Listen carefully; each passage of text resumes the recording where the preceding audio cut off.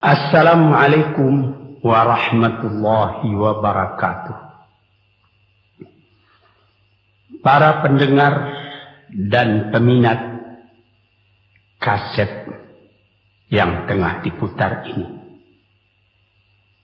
saya menyatakan rasa bahagia, rasa syukur kepada Allah dapat menyampaikan dakwah saya ini sekarang dengan kaset. Moga-moga dapat tuan-tuan putarkan, tuan-tuan dengarkan ketika tenang-tenang dengan anak-anak di rumah, atau ketika naik mobil, di mobil-mobil yang dapat memasang kaset dalam perjalanan yang jauh, sehingga kecapean dan kepenatan dalam perjalanan pun hilang karena mendengarkan suara ini. Yang akan jadi cerita saya pada hari ini adalah apa yang pernah kejadian di zaman Nabi kita Muhammad sallallahu alaihi wasallam. Di dalam riwayat ada diceritakan bahwa pada suatu hari, kira-kira pukul 9 pagi sepenggalah matahari naik, Rasulullah sallallahu alaihi wasallam berjalan dari rumahnya, dari biliknya, menuju ke dalam masjid beliau yang mulia di Madinah. Ketika itu biasanya ada juga orang yang sembahyang di masjid, sembahyang sunat duha. Tapi umumnya masyarakat sudah keluar dari rumahnya pagi-pagi, bekerja menurut bidang masing-masing. Yang pergi bertani, yang pergi berniaga, yang pergi mengembalakan unta atau kambingnya. Tinggallah beberapa orang saja. Beliau lihat di sudut masjid ada satu orang pemuda sedang duduk tafakur termenung. Mukanya kelihatan muram saja, menunjukkan kesedihan yang terpendam di dalam hatinya. Rasulullah mendekat kepada pemuda yang tafakur itu. Setelah dilihatnya Rasulullah datang, dia pun menengadahkan muka. Rasulullah pun bertanya, "Mengapa di saat begini engkau duduk tafakur dalam masjid? Dan wajahmu kelihatan ada menampakkan kesedihan atau muram durja. Apakah yang engkau derita sekarang ini?" Jadi pemuda tadi menjawab, "Hazanun lazimatni ya Rasulullah wa duyunun." Artinya, aku ditimpa duka cita ya Rasulullah karena utang. Rupanya orang ini berutang. Utang telah lama, janji sudah dekat, persediaan buat membayar belum ada. Itu yang saya menungkan di sini ya Rasulullah. Dengan senyum Rasulullah menjawab, "Sudikah engkau kalau aku ajarkan kepadamu suatu bacaan?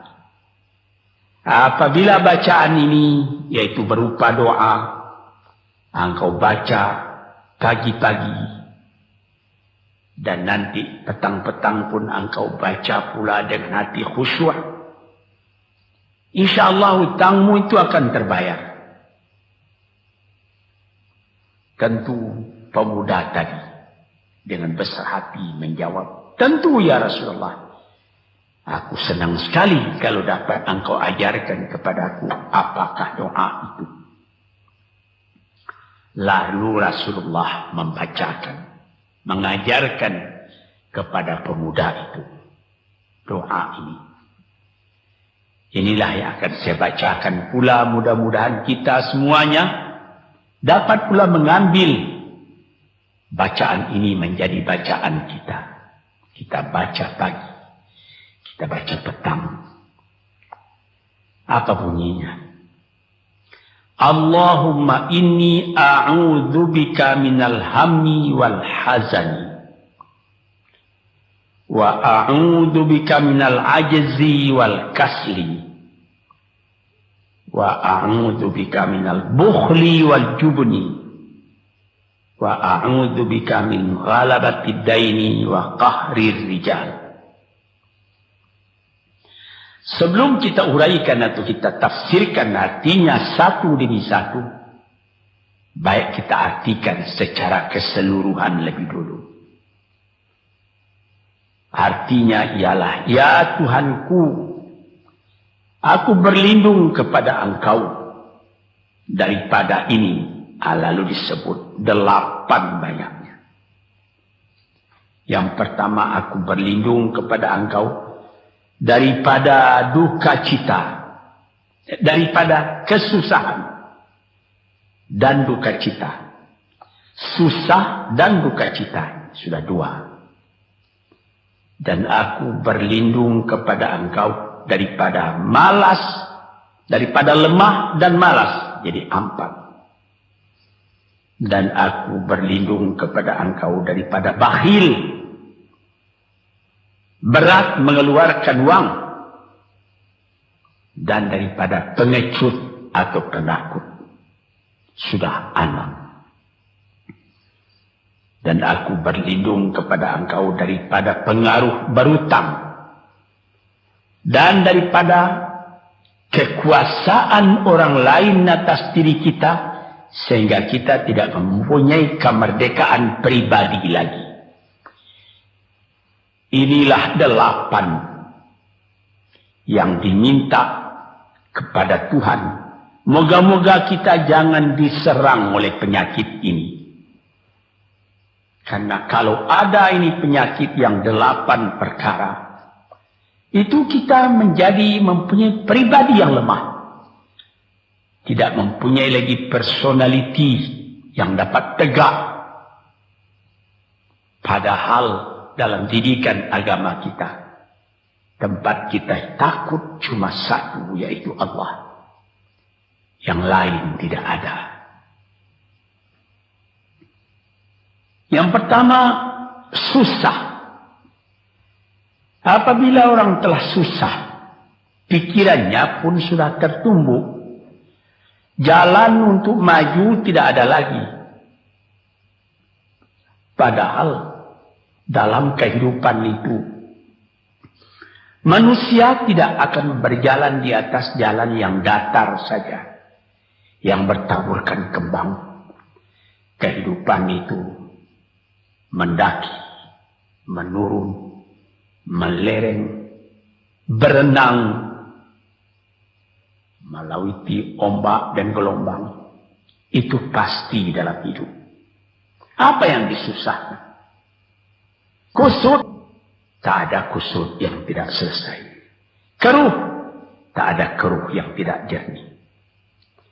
Apabila pikiran kita telah susah lebih dulu, maka gelaplah jalan yang kita tumpuh ke muka dalam kehidupan tadi. Yang kedua, kita disuruh berlindung kepada Allah daripada duka cita. Yang menyebabkan orang duka cita itu memang banyak. Misalnya, kehilangan barang yang disukai, kematian orang yang disenangi, bahaya yang datang dengan tiba-tiba. Orang yang ditunggu sudah lama tidak datang. Barang yang dicari tak bertemu. Dan lain-lain sebagainya. Lalu tumbuh hazan, duka cita. Kalau kesusahan menjadikan soal yang kita hadapi jadi kusut, kedukaan menyebabkan jalan yang kita tempuh jadi gelap. Nah, ini 2. dua hal yang bisa menghambat, menjadi rintangan bagi manusia di dalam kehidupannya. Lalu yang ketiga, aku berlindung kepada Engkau ya Allah minal ajaz. Lemah. Lemah apa? Lemah pikiran. Tidak ada energi lagi. Tidak ada inisiatif lagi. Menyerah saja. Lemah. Belum dihadapi suatu soal, hati lebih dulu sudah lemah. Merasa itu soal terlalu besar. Padahal kalau dihadapi, tidak ada kusut yang tidak terselesaikan. Tidak ada keruh yang tidak terjadikan. Yang lebih berbahaya lagi. Yang keempat, apa? Malas. Kalau sudah malas, apa yang akan dikerjakan lagi? Kita duduk saja termenung-menung dalam kemalasan. Lalu angan-angan banyak, cita-cita mati. Angan-angan hendak terbang, padahal sayap tidak ada. Angan-angan hendak mempunyai ini, hendak mempunyai itu, hendak mempunyai Mercedes-Benz, hendak mempunyai rumah besar. Tapi ikhtiar tidak ada. Sebab itu ada pepatah dari orang tua-tua kita di zaman dulu. Dikatakannya, mati, ini di zaman penjajahan dulu nih. Mati Belanda karena pangkat katanya. Mati Cina karena kaya katanya. Mati Keling karena makanan katanya. Mati Melayu atau Indonesia karena angan-angan. Ini dia. Angan-angan karena malas tadi. Berangan-angan. Tapi malas. Jadi tidak jadi. Dan itu membentuk juga kepada diri kita. Orang pemalas itu jalannya lunglai saja. Matanya muram saja. Tak jauh dia memandang. Ini penyakit. Itu 4 penyakit. Lantas dikatakannya lagi yang nomor 5 dan nomor 6. Wa a'udzubika minal bukhli wal jubni. Dan aku berlindung kepada engkau daripada bakhil dan pengecut. Ini lebih berbahaya lagi. Dikumpul-kumpulnya harta banyak-banyak. Maksudnya tadi hendak menguasai harta itu. Lama-lama dengan tidak disadarinya, harta itulah yang menguasai dia. Dia menjadi bakhil. Siang malam tidak ada kesenangan, cuma sibuk cari uang, cari uang, cari uang. Kemudian simpan banyak-banyak. Gunanya dia cuma mengumpul itu saja.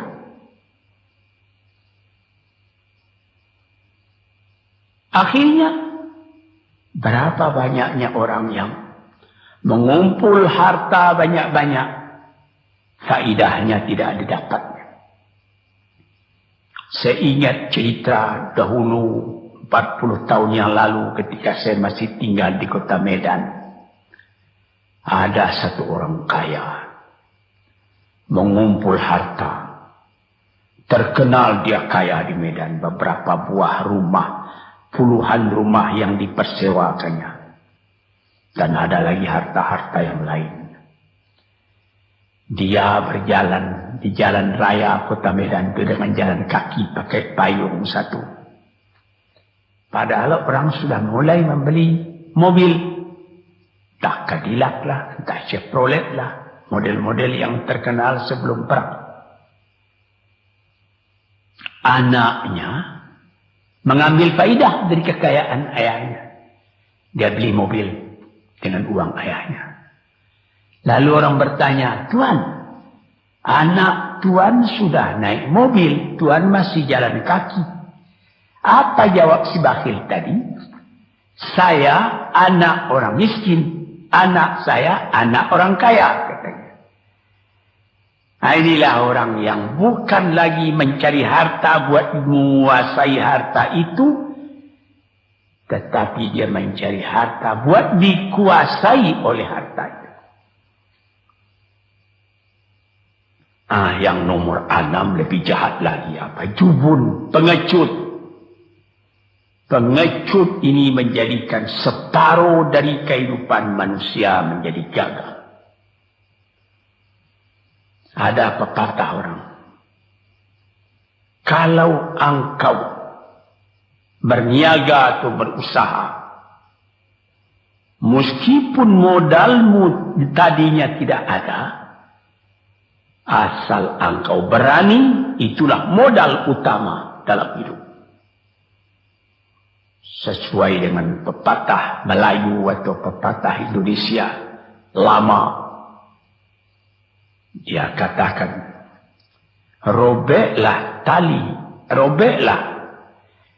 putuslah tali layang-layang, robek kertas tentang bingkai. Hidup jangan mengepalang, tidak kaya, berani pakai. Hidup jangan mengepalang, tanggung-tanggung, jangan. Tidak kaya, berani pakai. Keberanian itu adalah modal. Sebab itu kalau orang rugi berniaga, itu belum rugi. Yang penting berani. Karena ada perniagaan itu tidak saja beruntung, rugi juga kadang-kadang.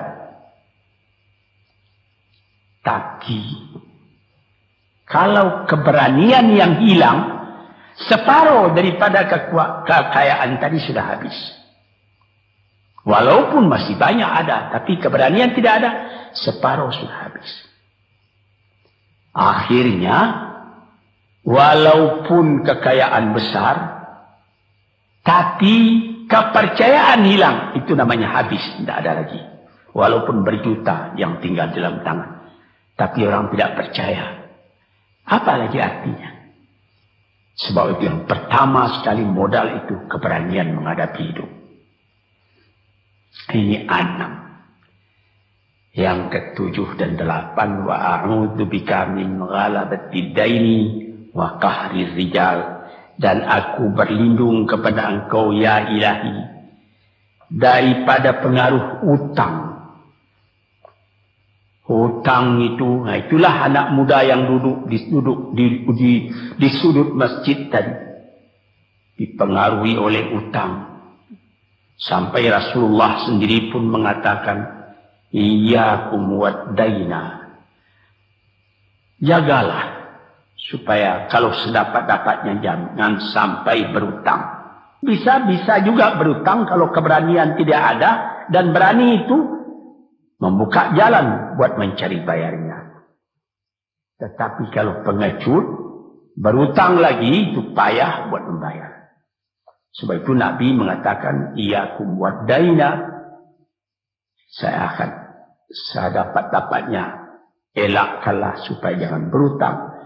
Fa'innahu hammun bil laili wa mazallatun fin nahari. Hutang itu susah pada malam hari, mata tidak mau tidur.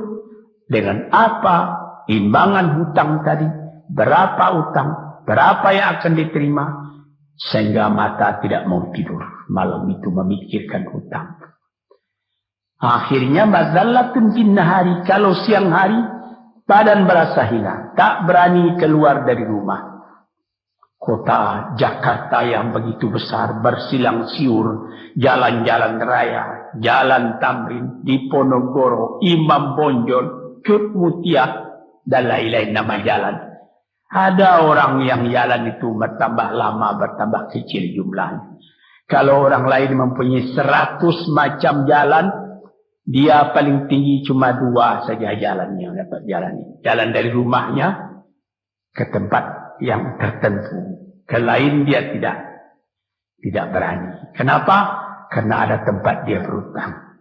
Jadi dikatakan dalam hadis itu, orang berutang malam tak mau tidur, siang malu sama orang. Takut akan ditanyai, takut akan dicari. Ataupun dia berbenam di rumah. Datang orang menunggu piutang. Dia bilangkan kepada pembantunya atau kepada anaknya. Katakan bapak tidak di rumah. Anak yang tolol atau pembantu yang tolol menjawab, mana bapak? Dia suruh bilangkan bahwa bapak tidak ada di rumah. Kata anak tadi, betapa susah. Lantas yang nomor 8, wa qahrir rijal.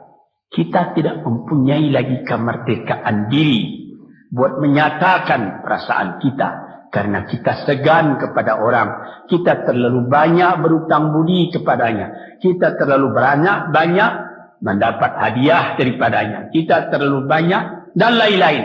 Sehingga mulut kita jadi tertutup. Tak dapat bercakap lagi. Ditekan oleh utang budi kepada orang tadi. Kemerdekaan diri tidak ada lagi. Inilah 8 perkara yang ditunjukkan oleh Nabi Sallallahu Alaihi Wasallam kepada pemuda yang duduk tadi.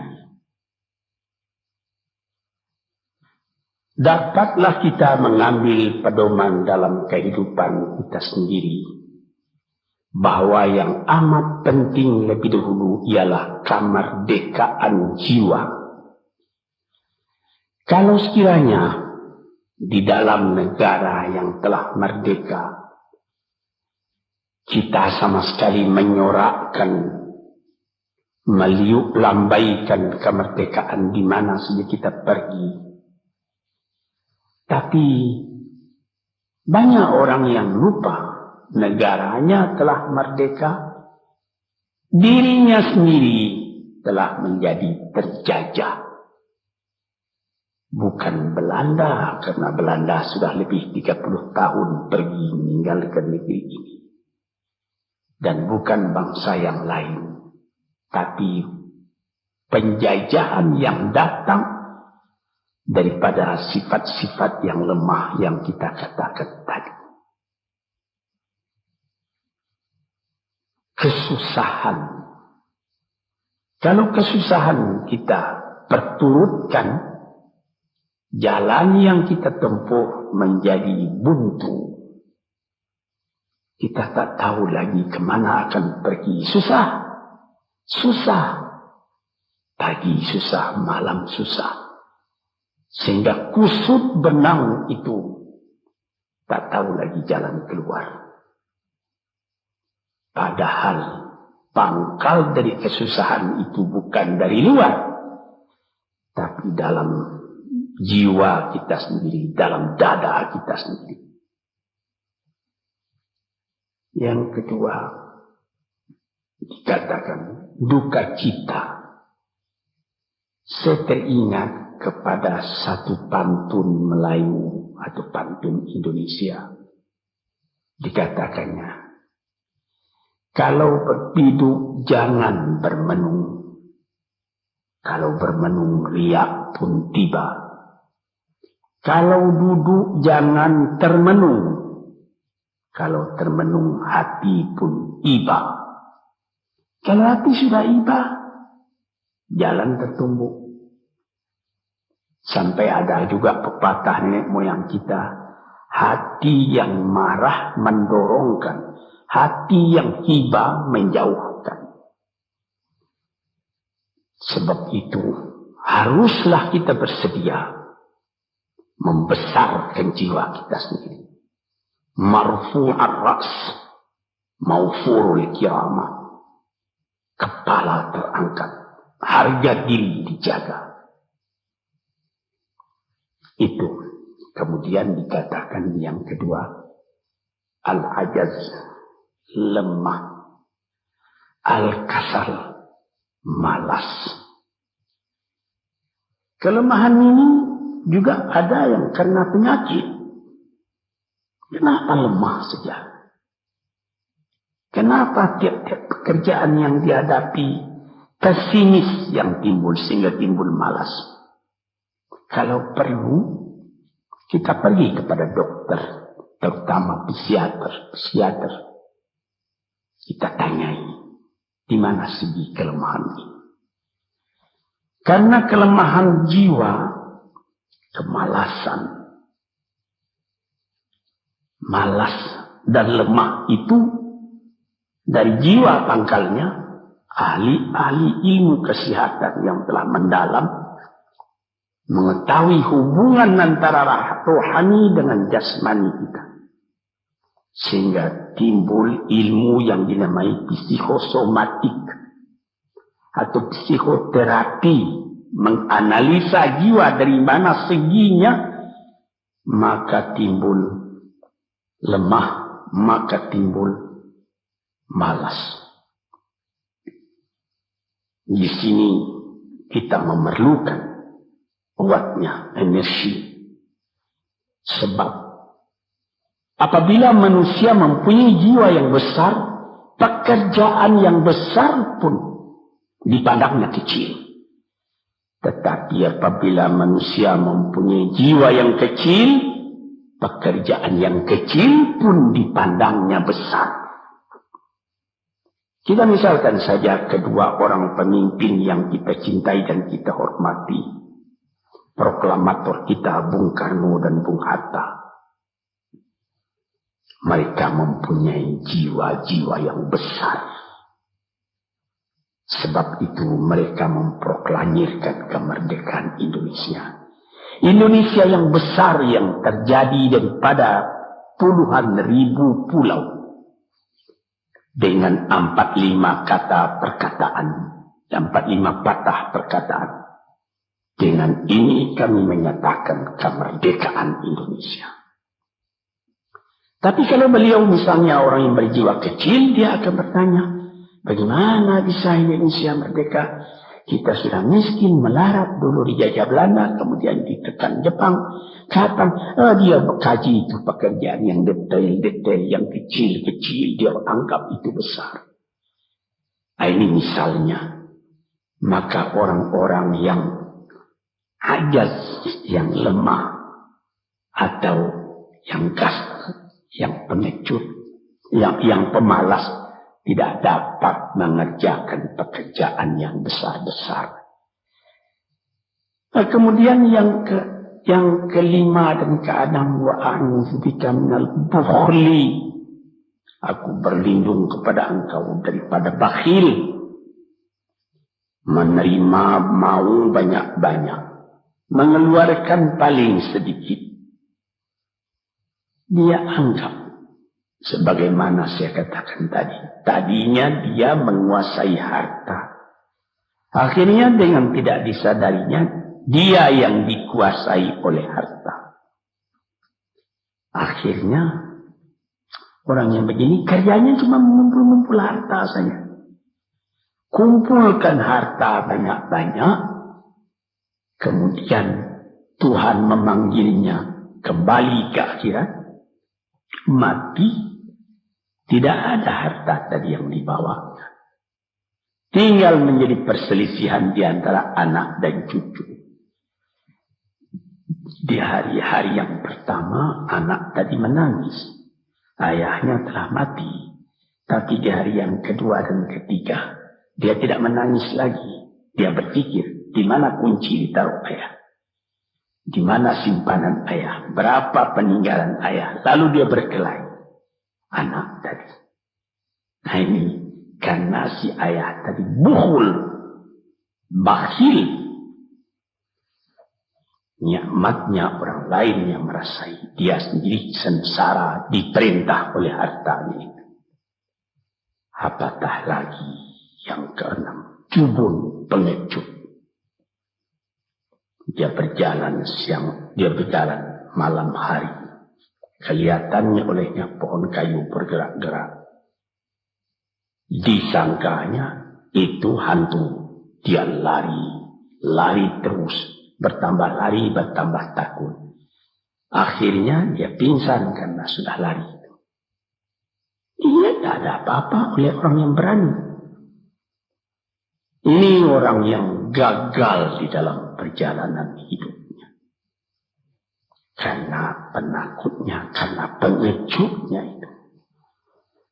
Padahal di dalam keterangan agama sendiri, orang-orang yang beriman kepada Allah dikatakan, la tahinu wala ta'zan wa antumul a'launa in kuntum mu'minin. Jangan engkau merasa lemah, jangan engkau merasa duka cita, jangan engkau merasa pengecut. Engkau tinggi kalau engkau beriman kepada Allah Subhanahu wa Ta'ala. Dengan iman kepada Allah Ta'ala itu kita melihat alam dalam keindahannya, dalam kekecilannya. Yang besar cuma Allah. Kita tidak takut karena tidak ada satu bahaya yang akan menimpa kepada diri kita kalau tidak Tuhan yang menentukan. Ini pokok tuan-tuan, para pendengar kaset yang saya muliakan. Kemudian di nomor 7 dikatakan kita berlindung kepada Allah daripada pengaruh hutang. Alangkah kecilnya jiwa orang apabila dia telah berutang kepada orang lain. Dibikin janji tanggal sekian akan dibayar. Tanggalnya sudah dekat, persediaan belum ada. Lalu timbul kecil jiwa sekali lagi.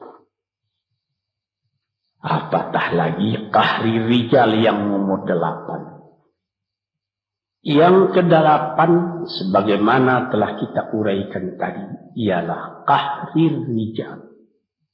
Pengaruh orang lain kepada diri kita sendiri. Sehingga kita tidak berani lagi menyebut kebenaran. Tidak berani lagi mengatakan yang hak. Lidah telah tertutup. Mulut telah penuh dengan air sehingga tidak dapat dibuka lagi.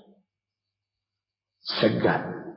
Kita sudah terlalu banyak berutang budi kepada orang. Walaupun sudah jelas perbuatan orang itu salah misalnya. Kita tidak berani lagi menegur. Dengan demikian timbullah di dalam masyarakat apa yang disebut dalam bahasa Arab munafik. Yaitu lain di mulut, lain di hati. Hati mengatakan perbuatan orang ini salah. Tapi mulut mengatakan, bagaimana pikiran saya? Bagaimana pendapat Tuhan sekarang tentang perbuatan saya ini? Baik Bapak, ini bagus Bapak. Itu sudah betul Bapak. Padahal tidak. Ini kecelakaan yang nomor 8. Kita minta kepada Allah supaya kita dilepaskan dari pengaruh-pengaruh orang, pengaruh manusia.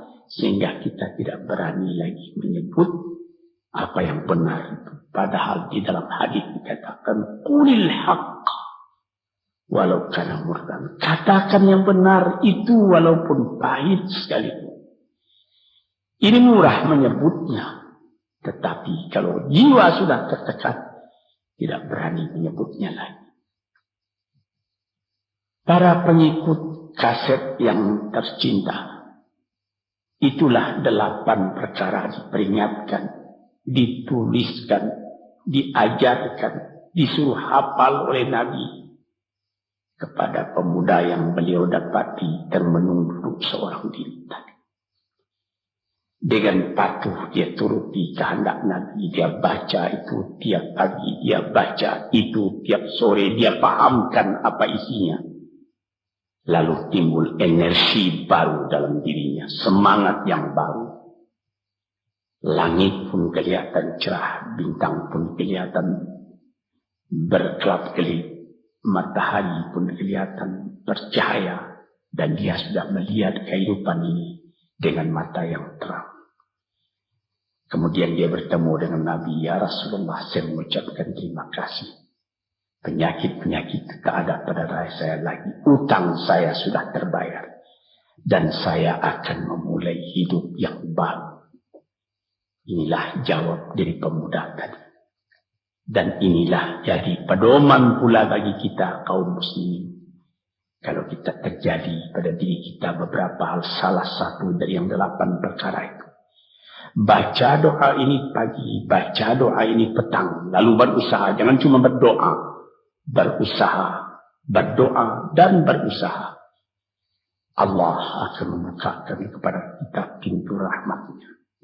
Memberikan nikmatnya yang berlipat ganda. Sehingga segala sesuatu yang di kiri kanan kita menjadi kekayaan, menjadi inspirasi buat maju ke depan di dalam kehidupan ini. Bapak-bapak, saudara-saudara, pendengar kaset yang saya muliakan. Moga-moga pengaruh dari hadis ini, daripada doa ini masuk ke dalam diri saudara. Dan saudara menjadi orang muslim dan merdeka yang sejati. Sekianlah pandangan saya. Moga-moga ada manfaatnya bagi para pendengar dan peminat kaset yang tercinta. Assalamualaikum warahmatullahi wabarakatuh.